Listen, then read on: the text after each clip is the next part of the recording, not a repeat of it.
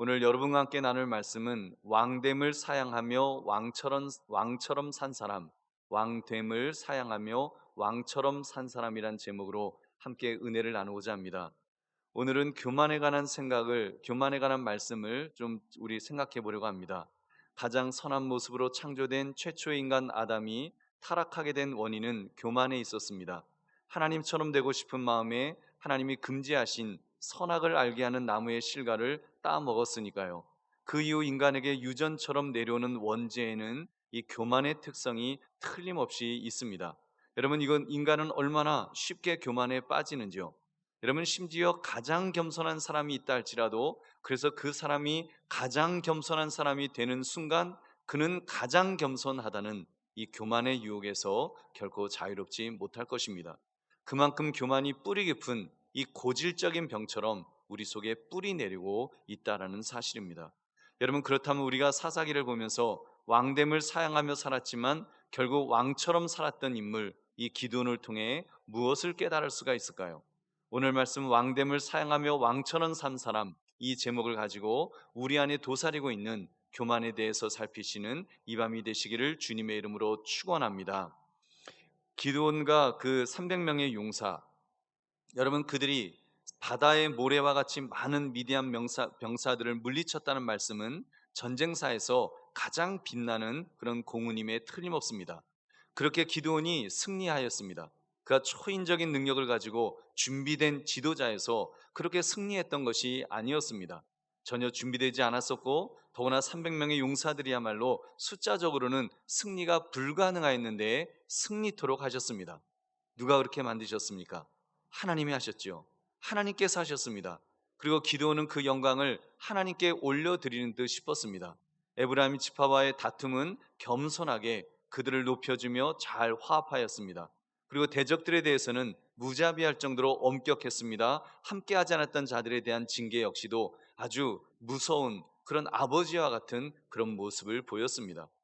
여러분, 그럼에도 기드온의 전반적인 모습은 정말 참으로 하나님의 사람다워 보였습니다.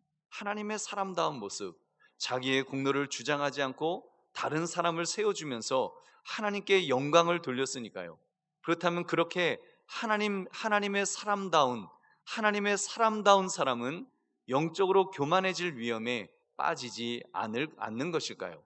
정말 하나님의 사람다운 그런 모습의 사람이라면, 그렇게 믿음의 사람으로 잘 보여진다면 그 사람은 영적으로 교만해지지 않겠냐는 말입니다. 여러분, 이어지는 성경 말씀은 인간이 얼마나 정말 서서히 무너질 수 있는가를 보여주고 있습니다. 우리 22절을 함께 읽겠습니다. 시작. 그때 이스라엘 사람들이 기드온에게 이르되 당신이 우리를 미디안의 손에서 구원하셨으니 당신과 당신의 아들과 당신의 손자가 우리를 다스리소서 하는지라. 여러분, 이스라엘 백성들이 태평성대가 이제 찾아오니까 백성들은 기드온에게 왕이 되어 달라고 조르게 되었습니다. 근데 이러한 요청을 영적으로 보면 이스라엘 백성들이 아직도 정신 차리지 못했다는 것을 우리는 쉽게 알 수 있습니다. 왜요? 미디안으로부터 그들을 구원하신 분은 여호와 하나님이시니까요. 여러분, 하나님이 그들을 구원하셨습니다. 근데 그들은 하나님을 보려고 하지 않았습니다. 지금 당장 눈에 보이는 사람, 바로 그 기드온만을 보려고 했던 그런 그들의 얄팍한 그런 인간적인 세상적인 그런 모습을 보십시오. 더구나 그들이 미디안의 손에서 학대를 당했던 것은 그런 그 기드온과 같은 강력한 지도자가 없었기 때문이 아니었습니다. 여러분, 그들이 그렇게 핍박받았던 것은 그들의 죄악 때문이었습니다. 죄를 지었기 때문에, 범죄했기 때문에. 그렇다면 먼저 하나님 앞에 회개했어야 되는데 이 기드온 이 사람을 바라보며 그를 왕으로 세우는 것이 여러분 문제 해결로 그렇게 여겼다는 사실입니다. 여전히 회개하지 못한 강박한 모습을 우리는 볼 수 있습니다. 근데 기드온의 대응을 보면 그래도 겸손히 잘한 것 같은, 정말 그래도 겸손히 참 잘했다, 이런 느낌이 나는 행동을 하죠. 그렇지만 사실은 무언가 영적으로 깨어있지 못하다는 느낌을 지울 수가 없습니다. 우리 한번 23절 함께 읽겠습니다. 시작. 기드온이 그들에게 이르되 내가 너희를 다스리지 아니하겠고 나의 아들도 너희를 다스리지 아니할 것이요 여호와께서 너희를 다스리리라 하니라. 아멘. 자기가 왕이 되지 않겠다고 한 것은 굉장히 겸손한 반응입니다. 참 좋습니다. 하나님이 너희를 다스릴 것이다. 참 바르게 가르치는 것 같습니다. 근데 문제는 그 다음이었습니다. 기도는 그 백성들에게 이제 그렇게 말은 여호와께서 너희를 다스릴 것이다 그렇게 했어요. 근데 그 말은 그렇게 했는데 행동은 그 백성들에게 너희가 각기 탈취한 귀고리를 가져오라, 귀고리들을 다 가져와라 그랬습니다. 당시 미디안 사람들은 세달 형식의 금장식을 그렇게 목이나 귀에 달겨 다녔기 때문에 뭐 그들을 다 물리쳤으니까 엄청난 양의 이제 금이 모아졌습니다. 한 20kg 정도 금이 잔뜩 모아진 것입니다. 근데 문제는 그때 발생했습니다. 물론 그 기드온이 그걸 자기 주머니에 착복한 것은 아니에요. 근데 문제가 발생했어요. 27절의 말씀을 우리 같이 읽겠습니다. 시작. 기드온이 그 금으로 에봇 하나를 만들어 자기의 성읍 오브라에 두었더니 온 이스라엘이 그것을 음란하게 위함으로 그것이 기드온과 그의 집에 올무가 되니라. 아멘. 금으로 만든 에봇. 여러분, 에봇이 무엇입니까? 에봇은요, 대제사장의 의복이었습니다. 기드온이 금으로 대제사장의 의복인 이 에봇을 만든 것은 선한 의도에서 한 일로 보입니다. 그 에봇을 만들어서 미디안의 손에서 구원하신 하나님의 놀라운 역사를 그 금으로 만든 에봇을 보면서 백성들이 잊지 못하도록, 잊어버리지 않도록 뭔가 좀 상징적인 그런 것을 만들어 둔 것입니다. 근데 그것은 영적으로 엄청난 잘못이었습니다. 기드온은 므낫세 지파에 속한 자로서 제사장이 아니었습니다. 더구나 그 에봇을 자기가 사는 성읍 오브라에 둔 것은 자신의 예배 처소를 따로 만든 것입니다.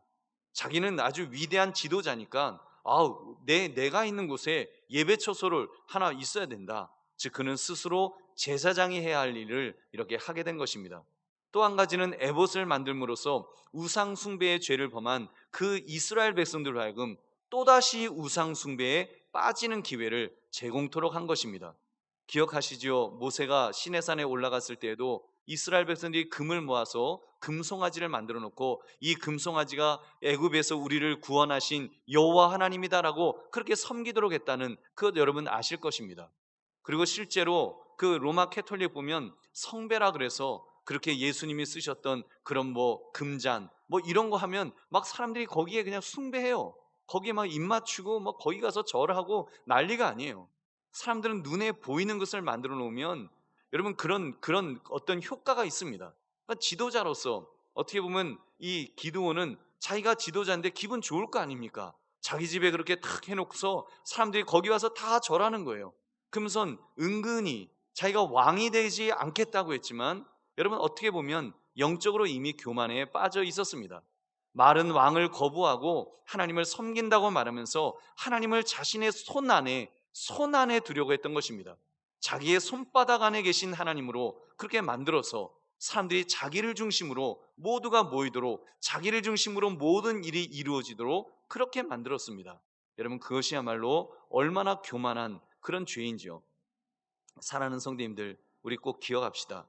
교만이라는 것이 뭐 하나님을 거부하고 내가 하나님이다, 나를 경배해라 이렇게 말하는 것이 교만이 아닙니다. 물론 그렇게 노골적으로 그럴 사람은 없으니까요. 그렇게 노골적으로 하면 그건 완전 사이비 교주지. 그럴 사람은, 그럴 행동을 할 사람은 여러분 보통 사람들은 없습니다. 그러나 자기의 자리가 아닌데 그 자리에 은근슬쩍 올라앉으려고 하는 것, 그게 교만이에요. 자기의 역할이 아닌데 은근 그 역할을 자기가 행하려고 합니다. 그러면서 자기 스스로 가장 중요한 사람인 양 행동하는 것, 여러분 그것이 교만입니다. 여러분 그럼 겸손은 무엇일까요? 다른 것 없습니다. 자꾸 자신을 낮추는 것입니다. 나를 지우는 거예요. 여러분 우리 기독교, 정말 기독교의 신앙은 여러분 자신을 지우는 거예요. 나는 유능하다고요? 여러분 유능이 무슨 소용이 있습니까? 생각해 보세요. 하나님의 말씀을 기억하지 않으시는가요? 3만 2천 명의 군대, 사실 충분치 않은 숫자였음에도 그런 유능조차도 하나님은 거부하셨습니다. 여러분 사사기 7장 2절 여호와께서 기드온에게 이르시되 너를 따르는 백성이 너무 많은즉 내가 그들의 손에 미디안 사람을 넘겨주지 아니하리니 이는 이스라엘이 나를 거슬러 스스로 자랑하기를 내 손이 나를 구원했다 할까 함이니라. 교만에 빠질까 봐 하나님은 그 3만 2천 명도 사실 그 숫자 갖고 안 되는데도 그 숫자조차도 하지 못하도록 하셨습니다. 그만큼 하나님은 교만을 경계하신 거예요. 인간이 우리가 교만을 할 때 그 교만을 철저하게 막으셨다라는 사실입니다. 여러분, 왜요? 오직 하나님만이 드러나시도록 하기 위해서. 그래서 300명 용사를 통해서 하나님만이 드러나시도록, 더 이상 아무것도 드러나지 않고 하나님이 아니면 하실 수 없습니다. 그렇게 될 수 있도록 여러분, 그렇게 하나님은 원하셨다라는 사실입니다. 그러므로 여러분, 철저하게 자신을 낮추시기를 주님의 이름으로 축원합니다. 결국 기드온이 이러한 교만은 어처구니 없는 결과를 낳았습니다. 처음에 기드온이 왕이 되어 달라고 할 때 어떻게 했다고요? 거절했다고 했어요. 왕되기를 거절하고 하나님만을 섬기라고 그렇게 말했다고 했습니다. 그런데 보십시오. 결국 말과 행동이 달랐습니다. 말 다르고 행동이 달랐어요. 우리 30절부터 32절 함께 읽겠습니다. 시작. 기드온이 아내가 많음으로 그의 몸에서 낳은 아들이 70명이었고 세겜에 있는 그의 첩도 아들을 낳았으므로 그 이름을 아비멜렉이라 하였더라. 요아스의 아들 기드온이 나이가 많아 죽음에 아비에셀 사람의 오브라에 있는 그의 아버지 요아스의 묘실에 장사되었더라. 아멘. 여러분, 분명히 왕은 아니었죠. 왕은 안 됐죠. 결코 왕이 되지 않겠다고 선언까지 했던 사람이었으니까 왕이 아니었습니다. 그러나 그는 왕 같은 삶을 살았습니다. 왕 안 된다고 해놓고는 왕 같은 삶을 살았어요. 그는 많은 아내와 첩을 두었고 그들로부터 여러분 71명의 아들을 두었어요. 여러분, 이 많은 가족들을 부양하려면 그가 얼마나 부유해야 됐겠습니까? 어쩌면 71명이 더 됐을지도 몰라요. 첩의 아들이 하나잖아요. 그러나 더 있겠죠. 여러분, 결국 그의 그러한 행동이 이스라엘 백성들에게 여러분 왕처럼 살았던 그 모습을 통해서 어떤 영향을 끼쳤을까요? 당연히 이스라엘이 다시 타락의 길을 걸어가도록 만들었던 것입니다. 그래서 여러분, 이어지는 이제 8장으로 넘어가면 여러분 그들이 다시 타락하는 모습을 우리는 보게 됩니다.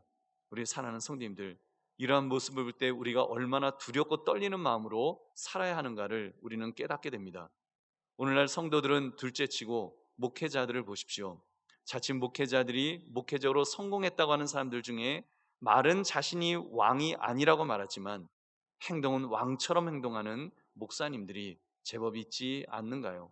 왕보다 더한 행동으로 하나님의 영광을 가리우는 경우가 있지 않느냐는 말입니다. 여러분, 그런 점 경계해야 됩니다. 왜 한국교회가 점점 암울한 지경으로 가게 되었을까요? 거기에는 물론 우리 각자의 책임도 있지만 그러나 소위 성공했다고 하는 목회자들의 그런 책임도 적지 않을 것입니다. 그러나 사실은 그들 탓만 할 것은 아니죠. 우리 자신을 먼저 돌아봐야 됩니다. 내 자신을 먼저 돌아봐야 돼요. 먼저는 제 자신도 돌아볼 것입니다. 나는 혹시 왕이 되지 않을 것이라고 말은 하면서도 왕처럼 행동하려고 하지는 않았는가? 내 행동 속에는 왕처럼 행동하려고 했던 그런 왕처럼 뭔가를 얻으려고 하는 그런 모습은 내게는 없었는가? 여러분, 목사님들은요, 장로님들은요, 권사님들은요, 집사님들은요, 여러분, 우리 모두 말은 그렇게 해요. 왕 아니에요. 나 왕처럼 안 해요. 나 왕 아니에요. 나 왕 되고 싶지 않아요. 나는 섬기는 자예요. 그렇게 말합니다.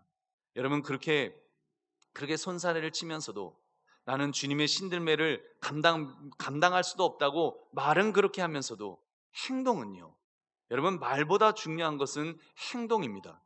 행동은 상좌에 앉기를 좋아합니다. 자기의 공로를 드러내기를 좋아하지 않는지요. 자기가 주인공이 되어야 하고 자기 중심으로 모두가 움직여야 하고 자기가 주목을 받아야 성이 차는 그런 모습은 내게 없는지요. 여러분, 그것이 왕이 아닌가요? 여러분, 그것이 왕처럼 내 왕으로서 행동하려고 하는 그것이 아니냐는 말입니다. 결국 스스로 타락하고 다른 사람들까지 타락시킬 것입니다. 여러분, 이러한 위험을 경계하시기를 주의 이름으로 축원합니다. 말씀을 맺습니다. 왕됨을 사양하며 왕처럼 산 사람, 이 제목처럼 혹시 나는 그렇게 왕의 자리를 탐하는 행동을 하지 않았는가? 여러분, 스스로를 우리 돌아봅시다. 다시 말씀드립니다. 아무도 내가 왕이요 나를 경배하시오 이렇게 말하는 사람은 아무도 없습니다. 왕이 되라고 해도 왕되기를 겸손히 사양할 것입니다. 그러나 행동은 어떨까요? 여러분, 대통령들도 다 그렇잖아요. 누가 왕이 왕처럼 사세요도 아니라고, 국민의 그 뭐 공복이라고 뭐 종이라고 말은 다 그렇게 하잖아요. 근데 결국은 다 왕처럼 행동하는 그 모습으로 그렇게 보이지 않습니까? 여러분, 왕이라는 단어를 주인공이라는 단어로, 뭐 우리는 뭐 대통령이 될 사람도 아니고 우리는 뭐 그냥 일반인이니까 왕이라는 단어를 한번 주인공이라는 단어로 바꿔보면요, 내가 주인공이 아니면 못 견디지 않습니까? 내가 스포트라이트를 받지 못하면 괴로워하지 않는가요? 나 대신 다른 사람이 주목을 받고 칭찬받으면 내 마음이 막 패배의식에, 또는 막 마음이 막 불편해지지 않는가요? 이미 내가 왕처럼 행동하고 있는 것입니다. 우리 회개해야 됩니다. 그리고 겸손히 자신을 낮춰야 됩니다. 진정한 겸손은 자신을 낮추는 것입니다.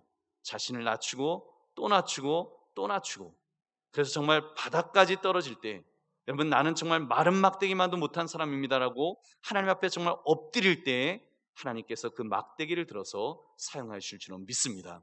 아론의 쌍난 막 그 지팡이처럼 하나님이 잡으실 때 위대한, 여러분 그런 하나님의 쓰시는 그런 인물이 될 줄로 믿습니다.